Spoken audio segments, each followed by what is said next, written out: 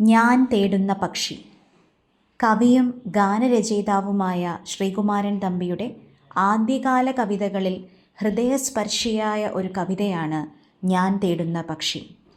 കവിത ചൊല്ലുന്നത് ശ്രീമതി പത്മ വിശാൽ. തേടുന്നേൻ ഉറവിടമറിയാതെ തേങ്ങിത്തളരും പറവയെ ഞാനറിയാത്തൊരു പക്ഷി എന്നുടെ പേരു വിളിച്ചേ കരയുന്നു. തേടുന്നേൻ ഉറവിടമറിയാതെ തേങ്ങിത്തളരും പറവയെ ഞാൻ. കുറുകുമരിപ്രാവല്ല, ശ്രുതിയുടെ സാരമറിഞ്ഞൊരു കുയിലല്ല, ഇതുവരെയും കേൾക്കാത്തൊരു തേങ്ങൽ, ഇതുവരെയും അറിയാത്തൊരു നാദം, ആരിലും ആർദ്രതയലിയിച്ചിടും ആ ശബ്ദത്തിൻ താരള്യം. തേടുന്നേൻ ഉറവിടമറിയാതെ തേങ്ങിത്തളരും പറവയെ ഞാൻ. അർച്ചന പോലെ പ്രാർത്ഥന പോലെ ആ നാദത്തിരയൊഴുകുന്നു. ആ സ്വരവീചിത്തൂവലുകൾ എൻ പ്രാണവ്രണങ്ങളിലമരുന്നു. ആ സ്വരവീചിത്തൂവലുകൾ എൻ പ്രാണവ്രണങ്ങളിലമരുന്നു.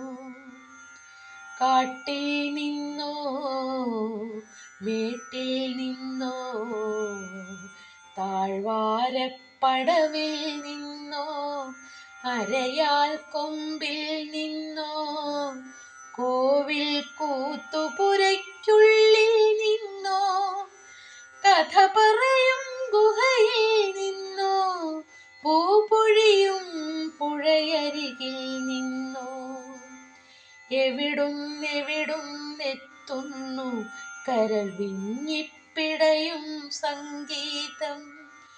എവിടുന്നെവിടുന്നെത്തുന്നു കരൾ വിങ്ങിപ്പിടയും സംഗീതം.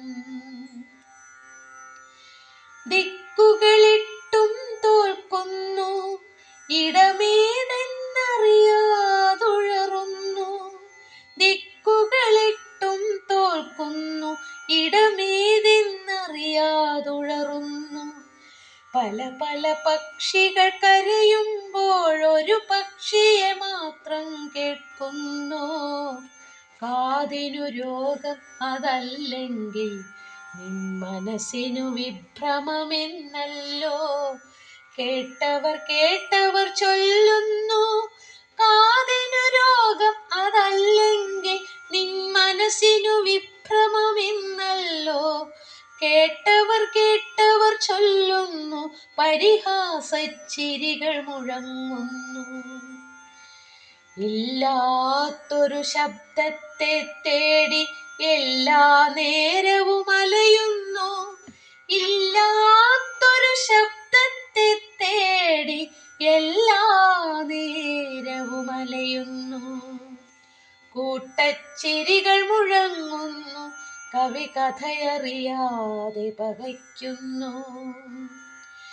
എങ്ങും ന്യൂനം തെളിയുകയാൽ ഞാൻ എന്നെ വിചാരണ ചെയ്യുന്നു. എങ്ങും ന്യൂനം തെളിയുകയാൽ ഞാൻ എന്നെ വിചാരണ ചെയ്യുന്നു. ഇല്ല പിഴച്ചിട്ടില്ല, ഇല്ല പിഴച്ചിട്ടില്ലെന്നോർക്കെ എന്തനുവാകെ വിറയ്ക്കുന്നു. കേൾക്കുവതെന്തേ ഞാൻ മാത്രം ആ നാദബ്രഹ്മത്തിൻ സിദ്ധി. കേൾക്കുവതെന്തേ ഞാൻ മാത്രം ആ നാദബ്രഹ്മത്തിൻ സിദ്ധി. എൻ കാതുകളെ തൊടുമീ പുണ്യം, എൻ കാതുകളെ തൊടുമീ പുണ്യം അന്യനു പരിചിതമല്ലെന്നാ പ്രസാദം എൻ ജന്മത്തിൻ തൊടുകുറിയാം. എന്നുൾക്കുമ്പിളിൽ വീണ പ്രസാദം എൻ ജന്മത്തിൻ തൊടുകുറിയാം. എൻ ജന്മത്തിൻ തൊടുകുറിയാം.